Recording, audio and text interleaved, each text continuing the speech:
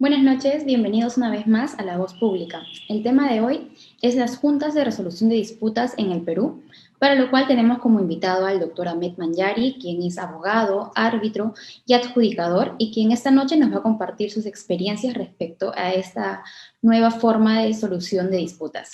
Bienvenido, Ahmed, ¿cómo estás?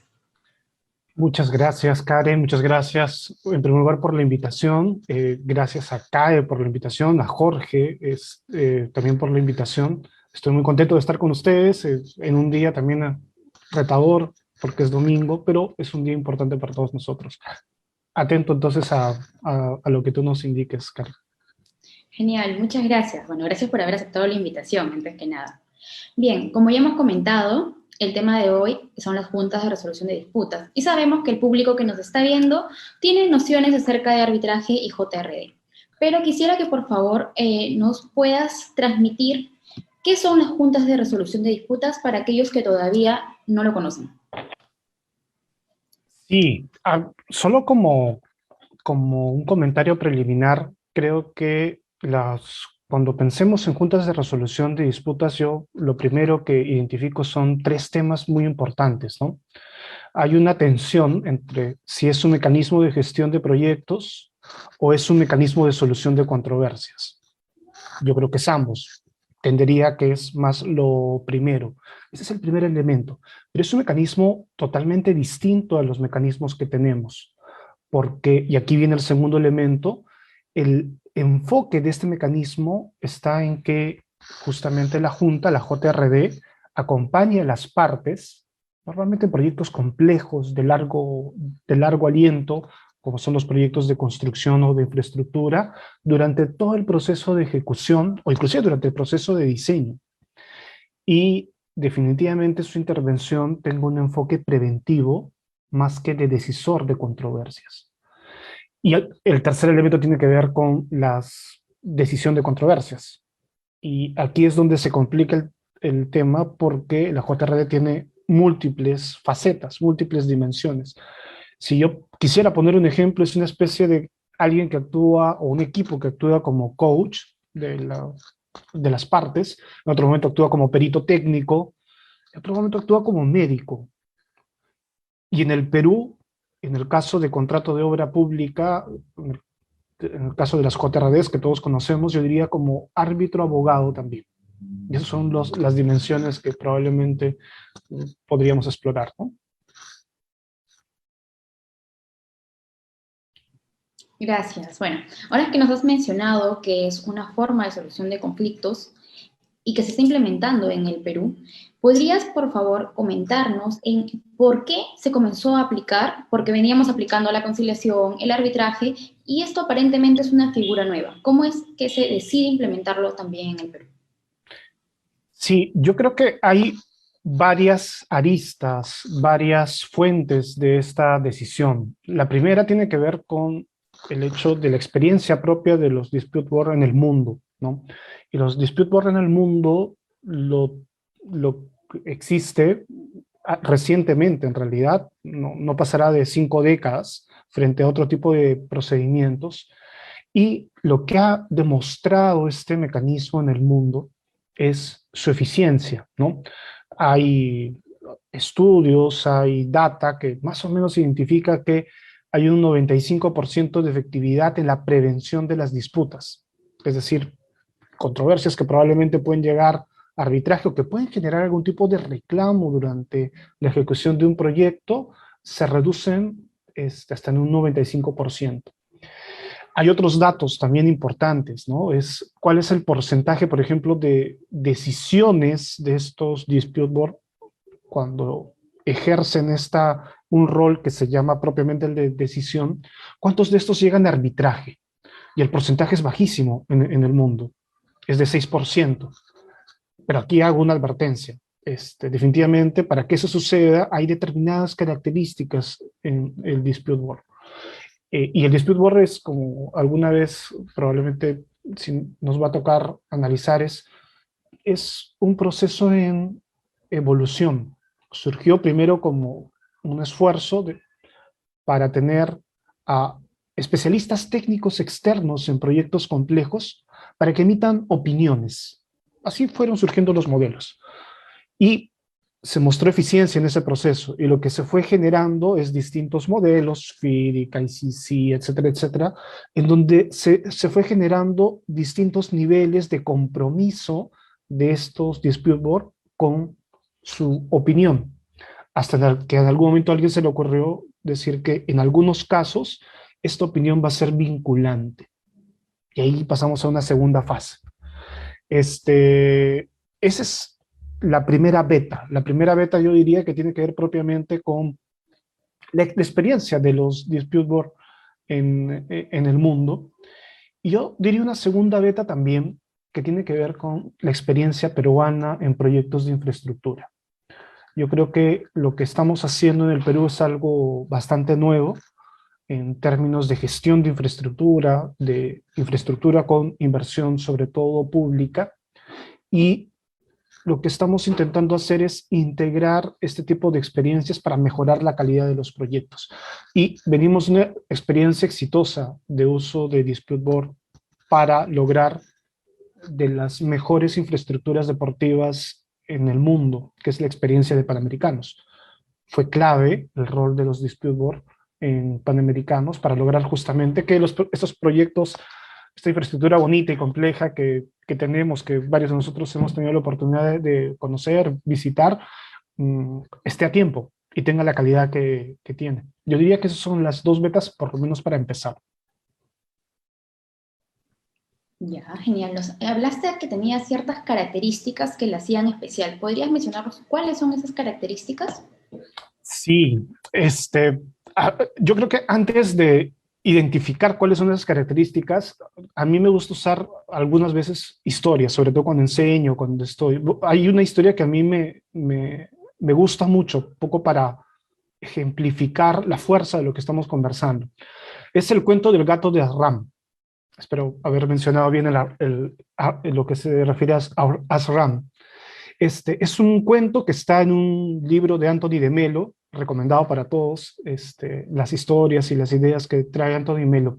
¿Qué cosa cuenta Anthony Melo? Que bueno, había un famoso gurú que tenía un gato, y cada tarde este gurú se sentaba pues para las prácticas del culto con sus discípulos.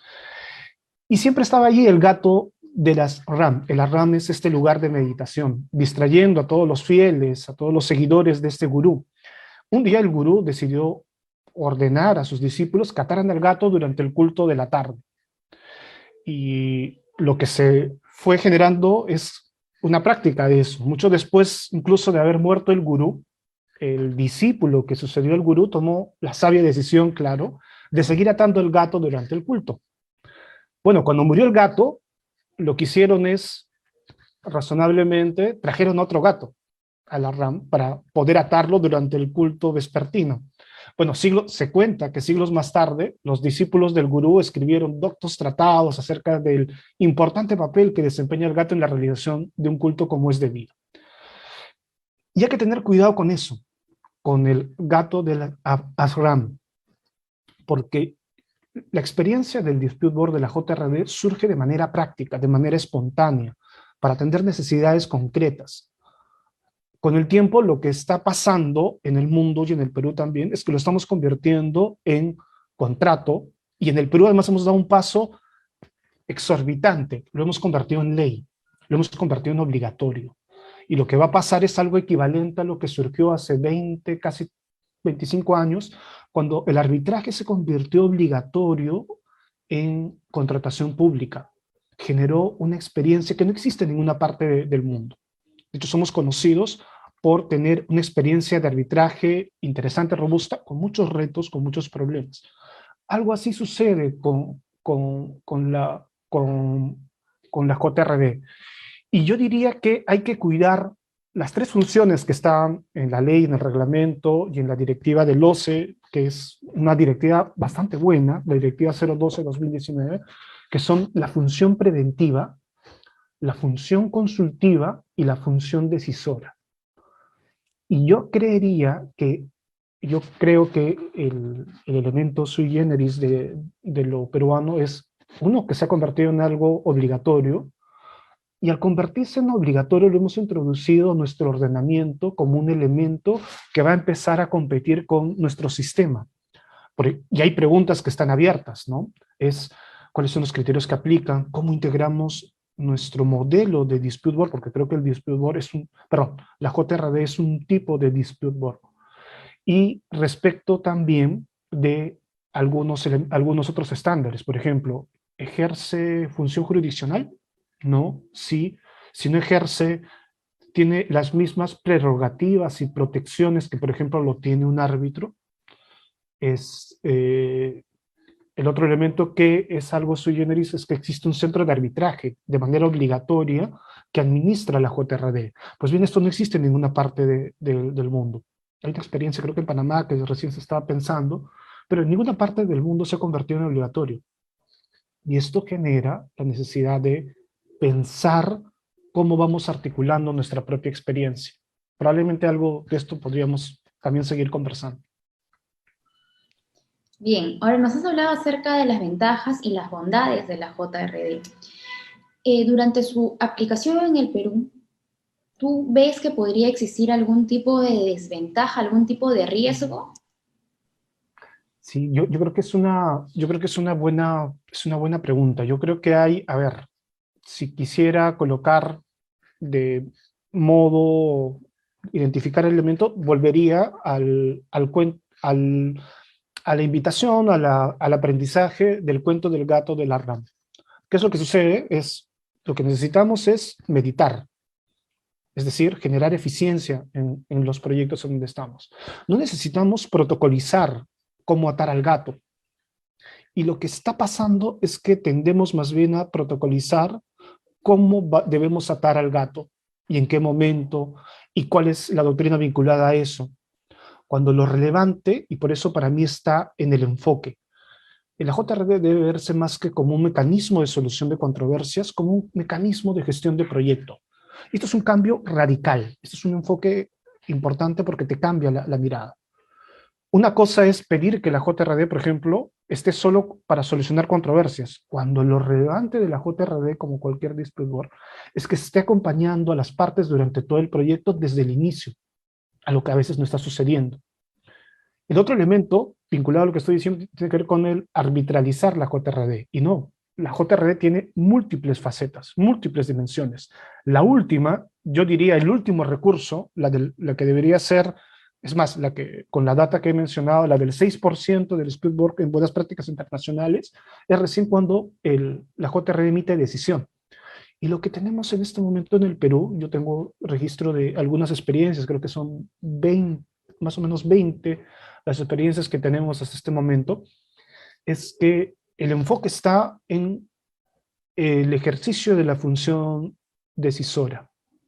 Pocos usan función consultiva y casi nadie está usando función preventiva. Lo que está pasando es que estamos arbitralizando la JRD.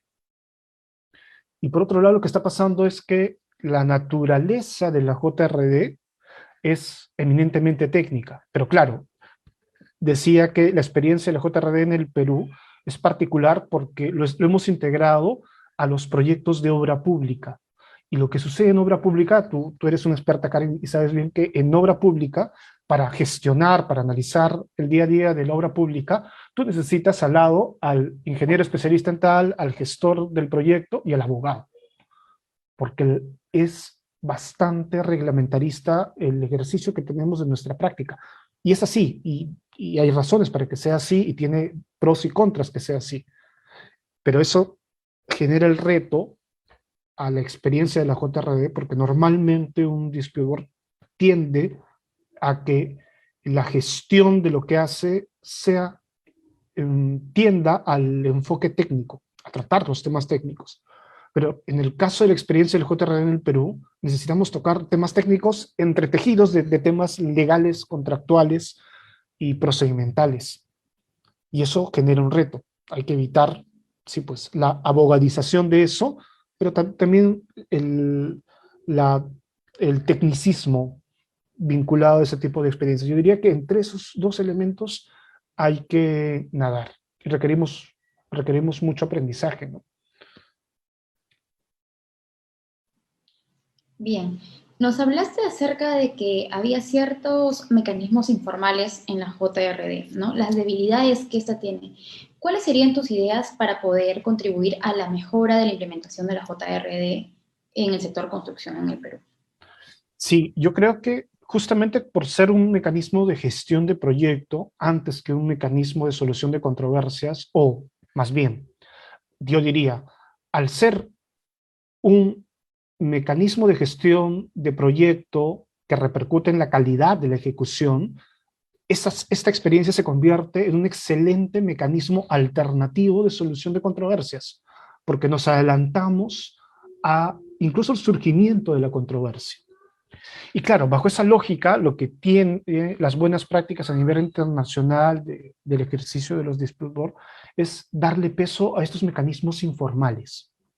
Y claro, cuando pensamos en el Perú, cuando hablamos de mecanismos informales en el Perú, automáticamente creo que a todos los que estamos sobre todo en el sector de obra pública, se nos prenden las alarmas, ¿no? Como algo informal.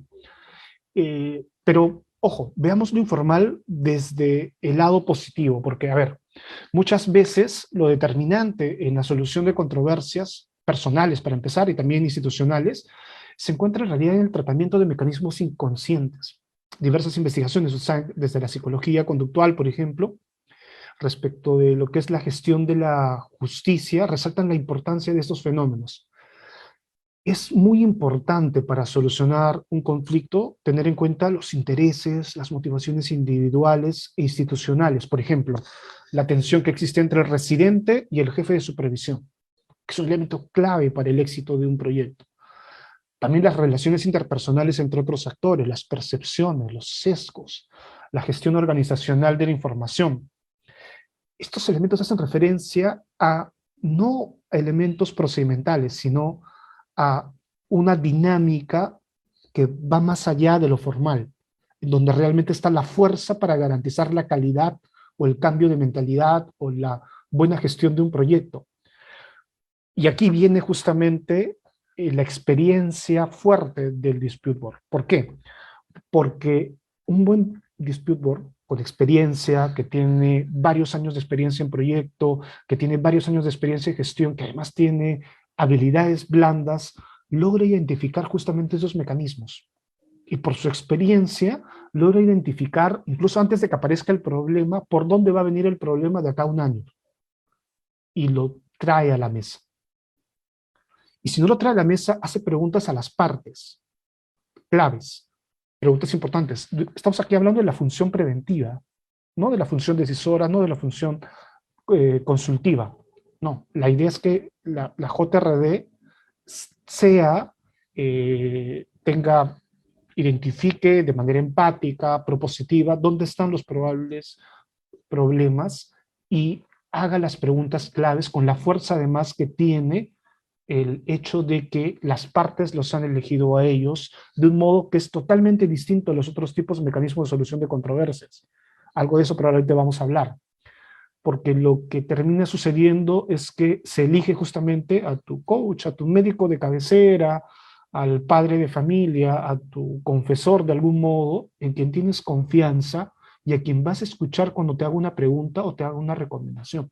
Ahí está la fuerza informal de la JRB y es algo que no hay que perder de vista.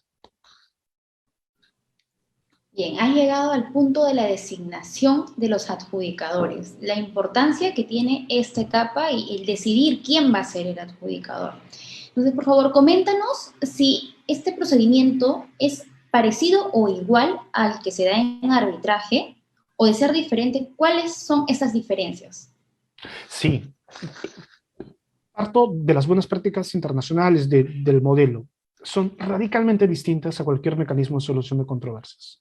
El mecanismo tradicional, tú tienes a un juez. Al juez tú no lo eliges, ¿sí? Hay un mecanismo que justamente lo que busca es garantizar la imparcialidad, independencia y el conocimiento que tiene que tener ese experto. El arbitraje es un paso más, porque en arbitraje cada parte, el modelo general, cuando estamos hablando de, una, de un modelo donde hay tres miembros, que es normalmente en donde es el modelo digamos, tradicional también en arbitraje, normalmente cada parte designa su propio árbitro y hay mecanismos de gestión, de garantía, para evitar los conflictos de interés, la independencia, imparcialidad, posibilidad de recusar, etc. En cambio, en el caso de los dispute es totalmente distinto. Debe haber acuerdo de las partes. Entonces, lo que existe es cada parte puede presentar a un miembro o ambos se juntan, identifican el mercado para el tipo de proyecto. Estamos haciendo obras de tunelería. Bueno, busquemos un especialista en ese tipo de proyectos de tunelería. Por otro lado, el tipo de modelo de contrato que estamos usando es un modelo estandarizado, FIDIC, plata, ¿no? por dar un ejemplo. Muy bien, entonces busquemos a alguien que conozca de esto.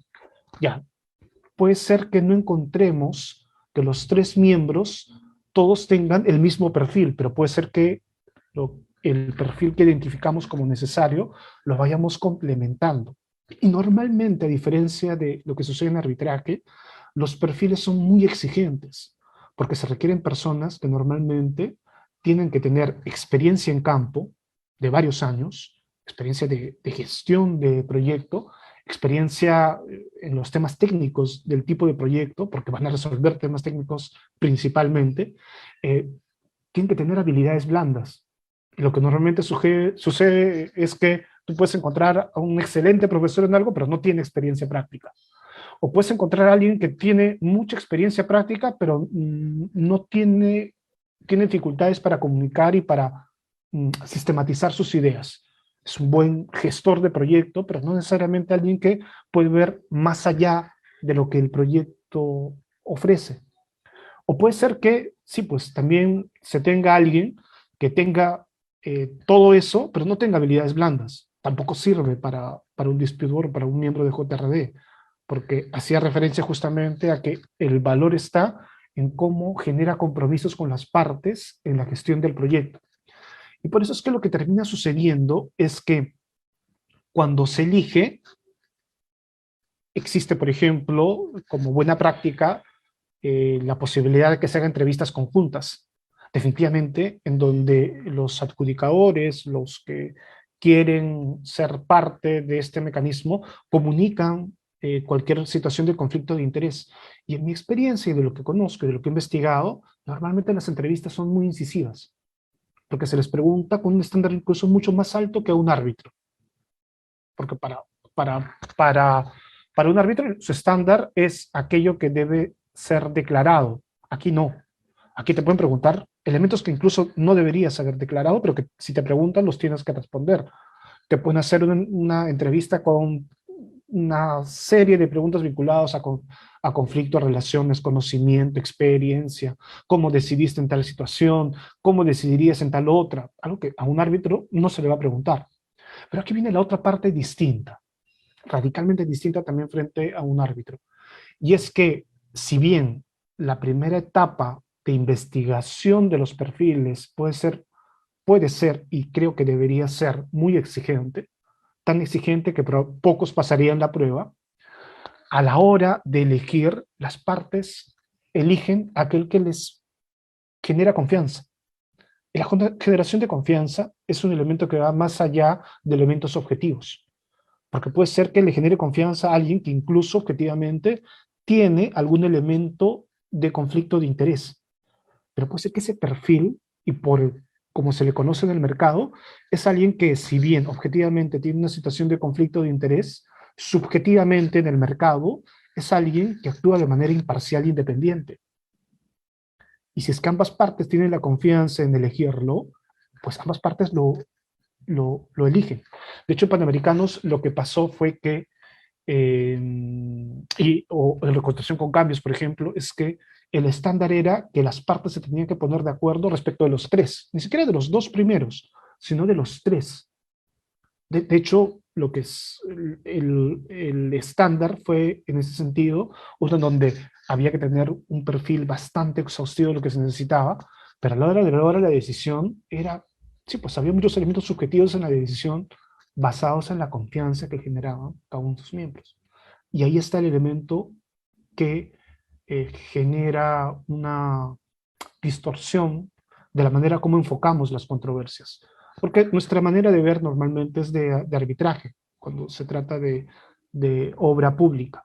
Pero no, la manera como se elige o debería elegirse una JRD es totalmente distinta a cómo es en arbitraje. Ahora, lo que pasa es que la norma también establece que los adjudicadores deben ser parte de la lista de los centros de arbitraje, ¿no?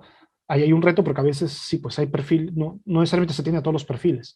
Hay muchos actores nacionales, sobre todo internacionales, que, que pueden dar un aporte significativo en términos también de compartir conocimiento, compartir experiencia, cómo se administra esto.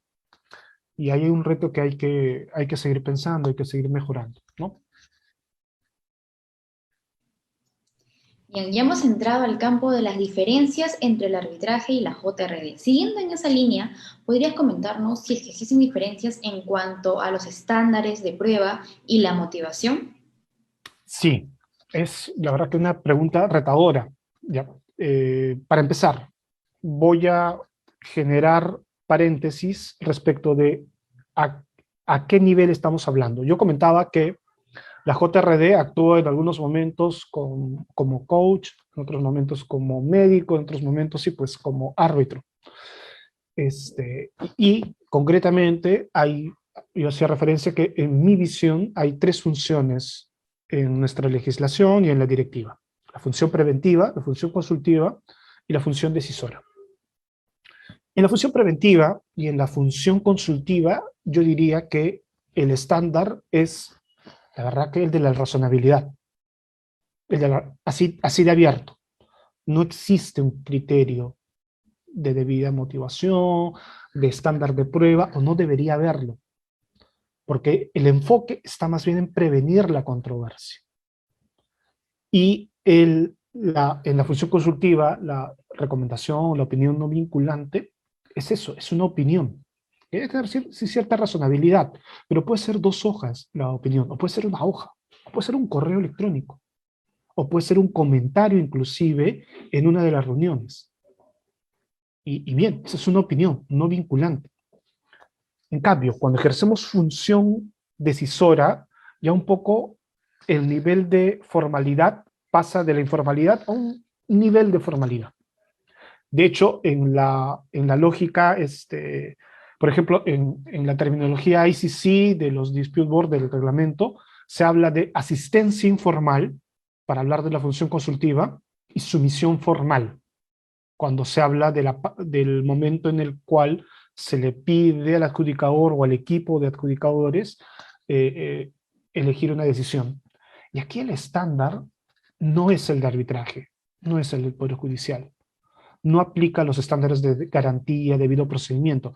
Ojo que lo estoy diciendo con mucho cuidado, porque sé que estamos en un Estado constitucional de derecho y hay estándares que se aplican a cualquier tipo de decisión que involucre algún tipo de derecho, pero no aplican los estándares tradicionales de garantía y debido procedimiento. Aquí también aplica razonabilidad y trato equitativo. Por otro lado, a diferencia de lo que sucede en otros mecanismos, la JRD puede pedir todo el tipo de información que necesita, puede llamar a entrevista a, a, para que aclare algún hecho al especialista del contratista, el especialista de supervisión, al administrador de la entidad, en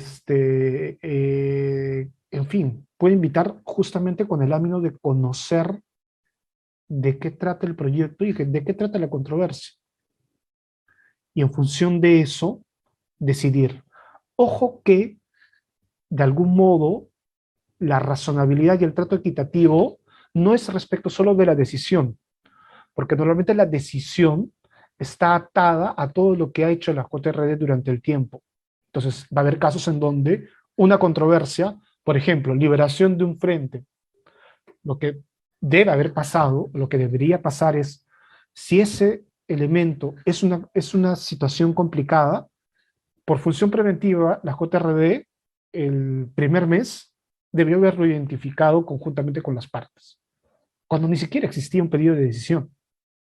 Puede ser que ese elemento esté en ruta crítica, esté en un momento que genere impacto de acá a un año. Pero ya 9 meses, cada reunión, en cada visita, las partes han puesto, ¿y cómo se resuelve este problema de la no entrega de este frente? Y cada mes se sigue con el mismo elemento. Puede ser que faltando un mes, una de las partes haya sometido esto a función consultiva. Y claro, la JRD lo que ha dicho es, bueno, esto lo tiene que hacer tal, y mi recomendación es además que lo hagan de este o de otro modo. De hecho, el estándar no es el mismo que, por ejemplo, la equivalencia o la relación lógico-jurídica entre el petitorio y lo decidido. No, es mucho más abierto. Y luego termine pasando por la función consultiva. Ese mismo hecho. Notarán que ahí ya hubo una historia respecto de la gestión de esa controversia en manos de la JRD. Entonces la JRD ya se ha formado una idea. Probablemente las partes ya saben cómo piensa la JRD. Ya, esa razonabilidad no necesariamente va a estar totalmente escrita en blanco y negro en la decisión, pero sí va a estar desarrollada en los videos, en las actas y en la participación de la JRD durante todo el proceso. Y ahí está la razonabilidad, y ahí está el trato equitativo, más que en el papel, ¿sí? Bien, ahora ya que se han establecido las diferencias entre el arbitraje y la JRD, me he quedado con la duda respecto a lo que mencionaste desde el principio. ¿La JRD es un mecanismo de solución de controversias o es una herramienta de gestión de proyectos? Es una pregunta muy bonita que no tiene, creo, una respuesta, va a depender de hacia dónde va tu corazón, pero yo utilizo en este caso un poco estos datos, la estadística de las buenas prácticas, ¿no? ¿Y qué es lo que qué es lo que te dice? Lo que menciona más o menos un 7, 8% de, de controversias pasan al nivel decisor en la experiencia internacional. Para mí, el elemento de solución de controversias, como lo entendemos además en el Perú, está más atado a ese 7, 8%. El porcentaje restante está más vinculado a la gestión. Y por eso es que desde mi punto de vista, más que una herramienta de solución de controversias, es una herramienta de buena gestión de proyecto, porque te permite a ti tener la participación de gente especialista que conoce los temas técnicos y puede compartir las experiencias que haya tenido en otros proyectos. Ahí va un elemento de gestión de proyecto. Te ayuda a ordenarte, porque como hay reuniones, lo que termina sucediendo es que las partes organizan su información y organizan cómo van avanzando durante el proceso. Entonces, genera estas buenas prácticas de gestión de proyectos en donde se analiza cómo se va avanzando en el proyecto, que va más allá de leer tu curva S en obra pública.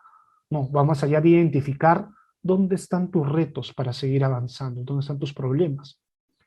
Y lo otro tiene que ver con también una buena práctica de gestión de proyectos es atender los problemas, no hablo de conflictos, no hablo siquiera de controversias, sino los problemas con esa terminología de manera temprana.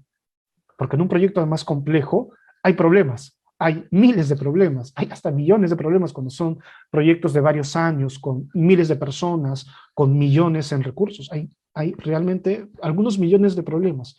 Pues bien, lo que te dice las buenas prácticas es que este tipo de situaciones deben tener un estándar de gestión dependiendo del tipo de problema.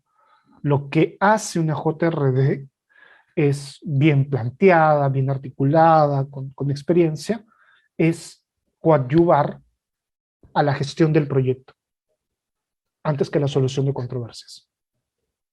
Y por eso es que se convierte más bien en un mecanismo, en un excelente mecanismo alternativo de solución de controversias. Y por eso lo hemos traído al Perú con mucha ilusión. Pero para que eso se dé, hay que tener cuidado de este enfoque, ¿no?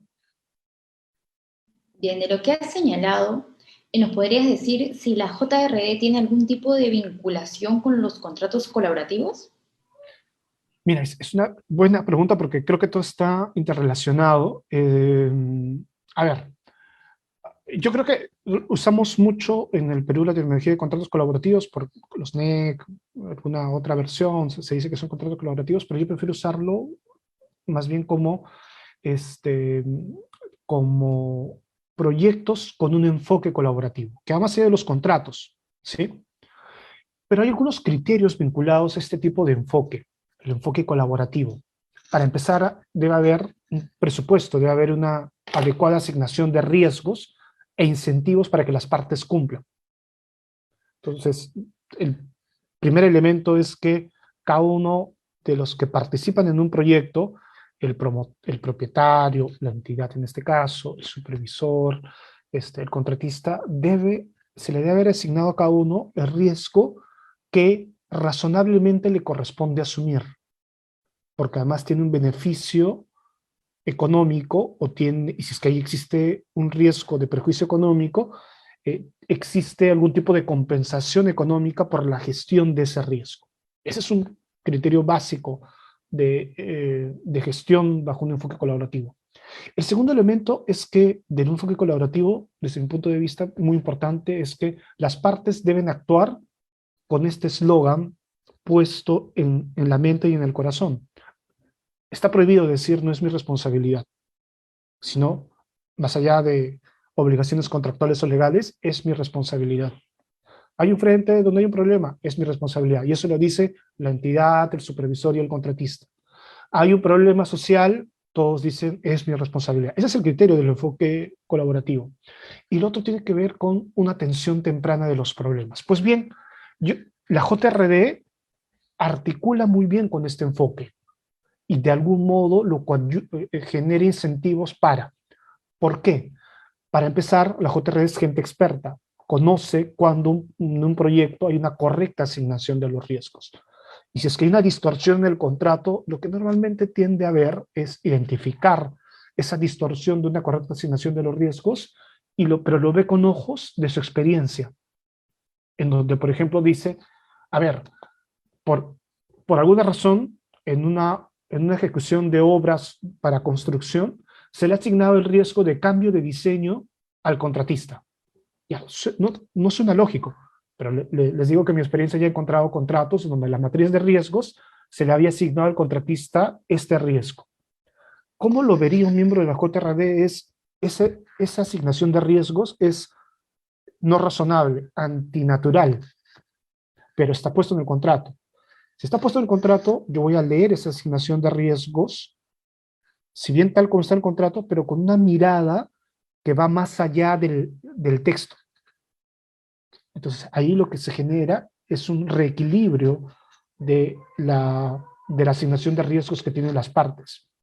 Lo segundo es, la JRD comentaba que tiene un enfoque preventivo, y el enfoque preventivo implica participar en reuniones, participar en distintos momentos. Es como la necesaria interacción en una pareja, ¿no? De verte regularmente, de darte detalles. Muy bien, la JRD aprecia ese enfoque, porque considera que es un enfoque adecuado de gestión del proyecto y contractualmente es un enfoque de buena fe.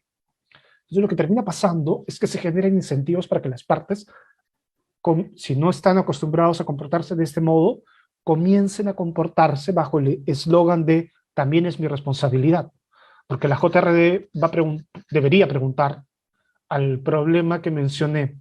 A ver, este frente está liberado. Y claro, lo que el contratista normalmente diría es, bueno, es responsabilidad de la entidad. Pues. Pero lo que la JR podría preguntar y debería preguntar es, muy bien, si bien es responsabilidad de la entidad, ¿qué está haciendo el contratista para que eso también se encamine? ¿No? Más allá de simplemente tirar la pelota al otro. Y lo mismo respecto de cada situación. Y eso además nos trae a la tercera línea, ¿no? Nos lleva a la necesaria atención temprana de los problemas, porque la JRD te debe traer a la mesa esos problemas para que ni siquiera lleguen a controversia. Yo diría, por ahí va la interacción. Es con natural, yo creo que un buen miembro de la JRD se siente cómodo con un contrato colaborativo, con un proyecto con enfoque colaborativo, y además lo que termina sucediendo es que trae a la mesa criterios vinculados al enfoque colaborativo, que es una invitación implícita, informal, si ustedes quieren llamarlo, inconsciente, a que las partes se conduzcan de modo colaborativo. Bien, ahora que nos has hablado acerca de esta vinculación que hay con los contratos colaborativos, por favor menciónanos si hay algún tipo de diferencia o también hay vinculación con las asociaciones público-privadas. Miren, es un tema muy interesante. De hecho, hay un tema en donde he tenido algún nivel de participación justamente para pensar esto. Estamos hablando de asociaciones público-privadas en el Perú, ¿no? No existe ninguna experiencia.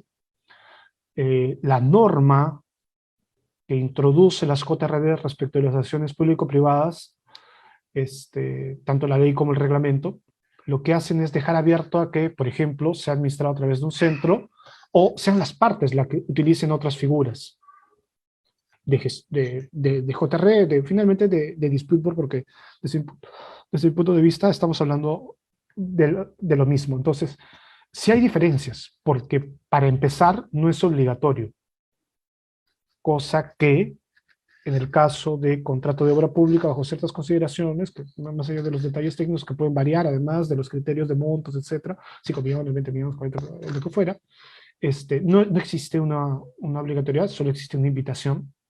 Y además, lo que no existe son estos elementos que sí existen en el caso de obra pública. Por ejemplo, la obligación de un centro de arbitraje, o un centro que gestione, en el Perú solo hay 10 centros, los que ha sacado la OCE recientemente. Por otro lado, lo que el reglamento ha establecido es que las decisiones de la JRD no se pueden modificar por tribunal arbitral, por, por un juez o por otro tipo de, o a nivel administrativo. Ya, ese tipo de protección no existe en las relaciones público-privadas. Es un elemento que hay que gestionarlo contractualmente, por ejemplo, ¿no? Y además, en el caso de las acciones público-privadas, estamos hablando de otra experiencia totalmente distinta a obra pública.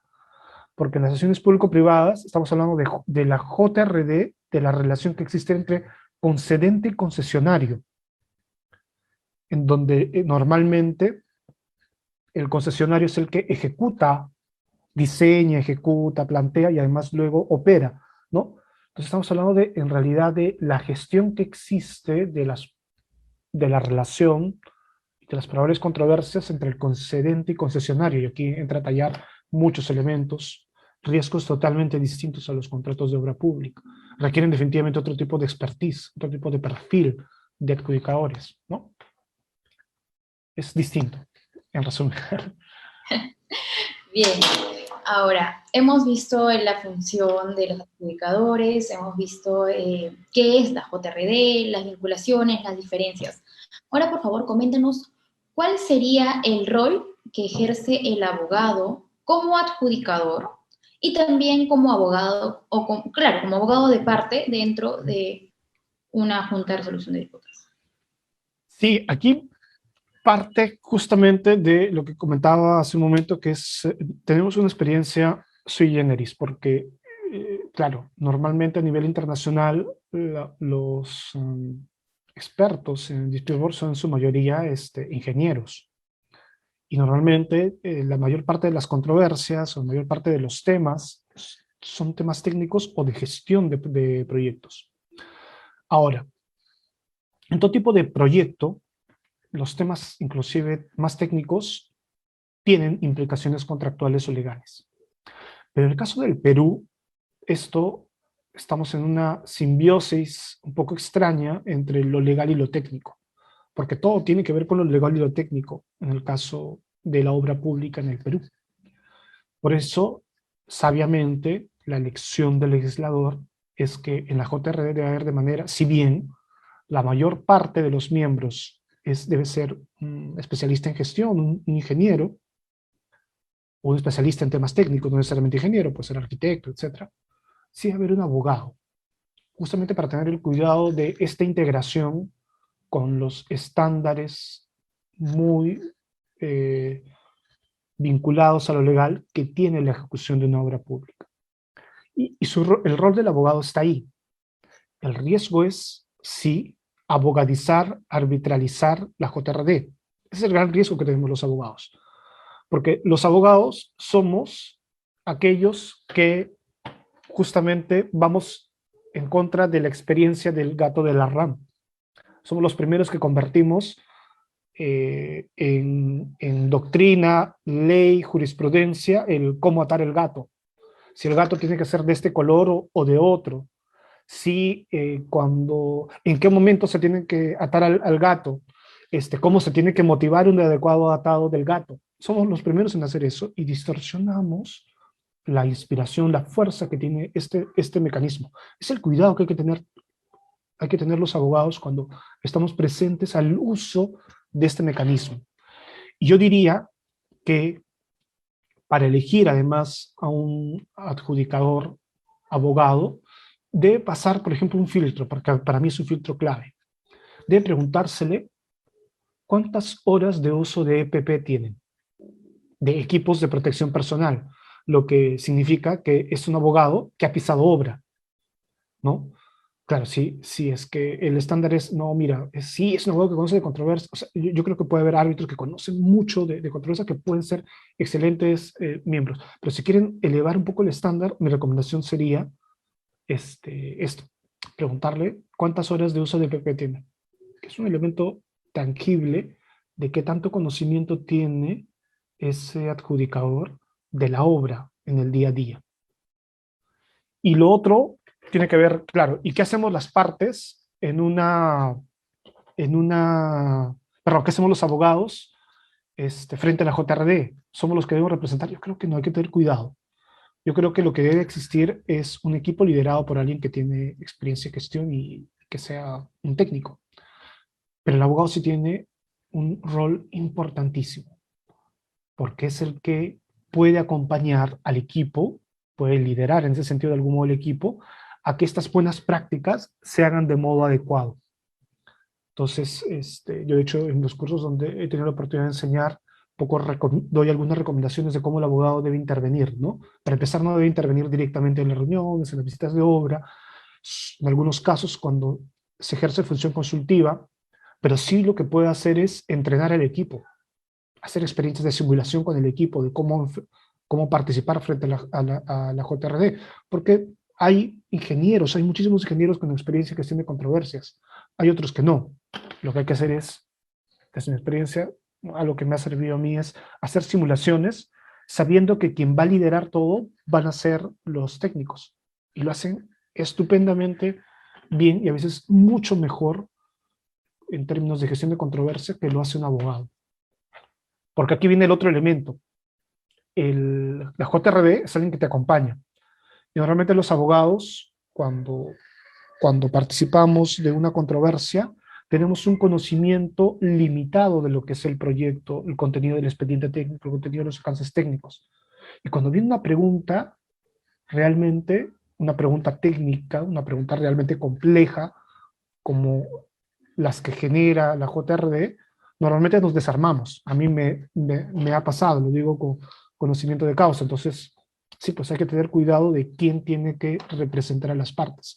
Tiene que generarse un equipo, porque además las exigencias de la JRD son bastante altas en términos de lo que se necesita. Es importante el equipo y ahí sí el abogado tiene un rol importante. Bien, Ahmed, hemos llegado al final de la entrevista y te voy a dar unos minutos para que puedas darnos tus conclusiones finales referentes a la JRD. Eh, yo creo que estamos frente, gracias Karen, primero quiero hacer no sé si una reflexión, pero es algo que este tiempo me viene mucho a la mente y es, estamos frente a una experiencia muy interesante, atado a muchas experiencias innovadoras que tenemos en el Perú. Y yo diría que estas muchas experiencias que tenemos en el Perú nos hacen únicos frente a nivel latinoamericano, a nivel internacional, porque somos bastante innovadores. El tipo de arbitraje que tenemos, los usos de FIDIC, los usos de NEC, los usos de BIN, cuando uno compara a nivel latinoamericano, la verdad que estamos haciendo algo muy distinto a lo que hacen los otros. Nos debemos sentir orgullosos de eso. La JRD es una de esas experiencias. Lo que vamos a hacer es cuidarlo, cuidarlo como oro, porque tiene mucho potencial de eficiencia. Hay muchos riesgos, sí, hay que tener cuidado con eso. Y yo diría que el principal riesgo pasa por esta reflexión del gato de Lardam. Hay que tener, hay que ser tan sabios como definitivamente ese gurú que ató al gato para que sus discípulos puedan meditar mejor. Pero lo que no debemos hacer es convertir eso en la única solución, porque probablemente para meditar bien hay también otros mecanismos. Y la JRD te puede generar eso, repensar nuestra propia práctica, y ahí está su fuerza.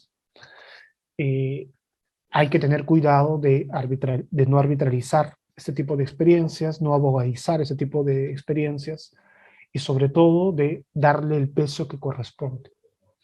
Y finalmente, con esto también quisiera agradecerte, Karen, quisiera agradecerte a Jorge, a CAE, por permitirme participar. Eh, Ustedes difunden información, noticia muy importante para nosotros. Lo sigo con mucho cariño y con mucho gusto, y por eso me siento muy honrado y agradecido por haber permitido participar en este momento. Gracias. Y voy nuevamente a disposición de ustedes en cualquier otro momento. Gracias, Ahmed. Gracias una vez más por haber aceptado la invitación y por supuesto que vamos a contar contigo en próximos eventos.